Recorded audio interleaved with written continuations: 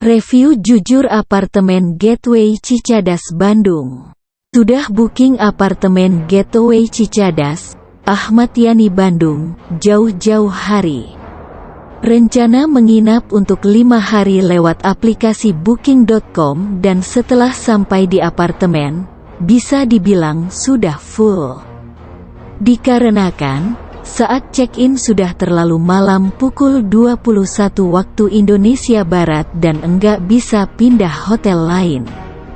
Badan mulai lelah, ngantuk akibat perjalanan jauh dari luar Jawa.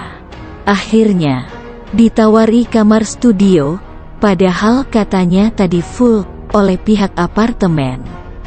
Kita terpaksa ambil malam itu dan harus mengeluarkan uang di atas harga normal. Kita diminta transfer ke rekening pribadi ke salah satu pihak pengelola apartemen. Saat kita masuk ke kamarnya, tipe studio masih berantakan. Bau rokok sangat menyengat dan bahkan sudah dibersihkan, sisa-sisa abu rokok masih ada di bawah meja. Kami benar-benar kecewa. Kami juga khawatir uang yang sudah kami transfer melalui booking.com secara lunas tidak bisa dikembalikan. Sebab, kala saya coba hubungi pihak booking.com, malah masuk ke mesin penjawab berbahasa Inggris.